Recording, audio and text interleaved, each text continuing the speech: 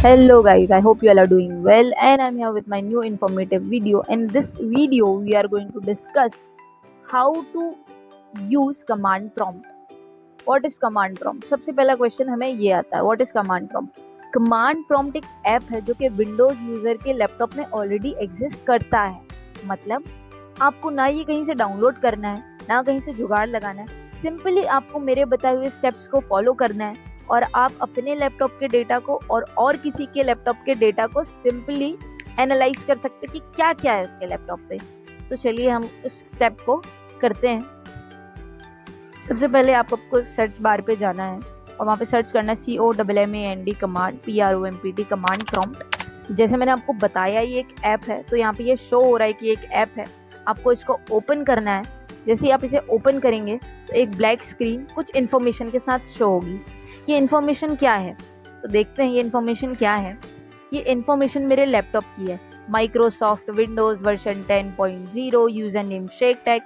ये इन्फॉर्मेशन क्या है? ये इन्फॉर्मेशन पाइथन का सिंटेक्स है। जैसे कि हमारे हमारे प्रोग्रामिंग की 300 लैंग्वेजेस होती है कोडिंग की, तो हर 300 लैंग्वेज के अलग अलग सिंटेक्स होते हैं।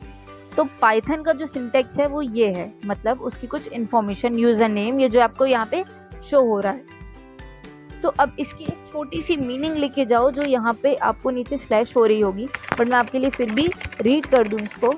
The syntax of Python programming language is a set of rule that defined how a Python programming will be written.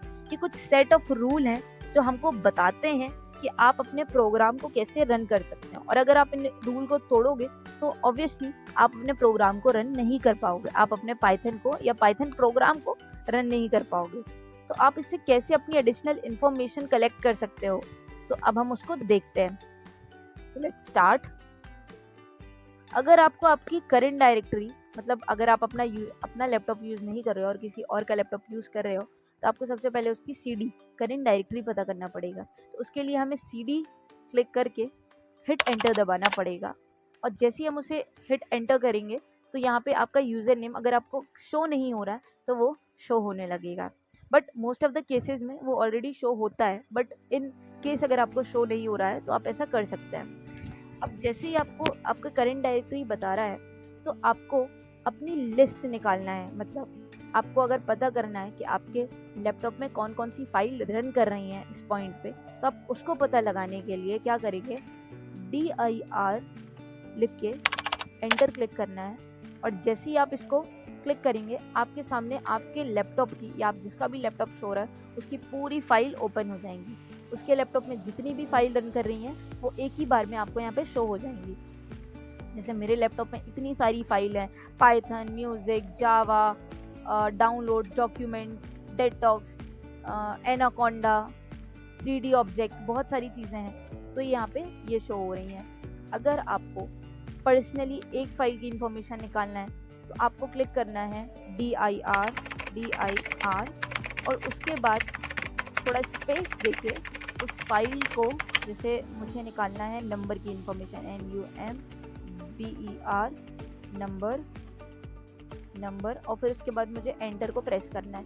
तो जैसे मेरे लैपटॉप में यहाँ पे बहुत सारी चीज़ें शो हो रही हैं कि मैंने कब कब ये फाइल क्रिएट की हैं और मेरे फाइल्स के अंदर क्या है, तो ये आपको यहाँ पे शो होने लगेगी। तो आपको जितनी भी एडिशनल इन्फॉर्मेशन चाहिए है आपके लैपटॉप की या किसी और के लैपटॉप की, तो आपको उसकी फाइल्स में जाके हर एक फाइल को ओपन करके चेक करके ये सब नहीं करना है। तो आप यहाँ से कमांड प्रॉम्प्ट से सिंपली सारी इन्फॉर्मेशन कलेक्ट कर सकते हैं। और अगर आपको अब ये सारी इन्फॉर्मेशन कलेक्ट हो गई हैं और आपको जंप करना है बैक अपने नॉर्मल स्क्रीन में, तो आप उसके लिए क्या कर सकते हैं, CLS दबा के CLS स्पेस हिट एंटर, तो आपकी सारी स्क्रीन क्लियर हो जाएगी और आपका यूज़र नेम सिर्फ यूज़र नेम शो होने लगेगा। तो मतलब आपने सारी इन्फॉर्मेशन निकाल ली, सारी फाइल्स चेक कर ली, और अब आपने अपने प्रोग्राम को या फिर अपने पेज को क्लियर करके होम में बैक कर सकते हैं। तो गाइज़, आई होप आपको ये वीडियो पसंद आई होगी। आप इस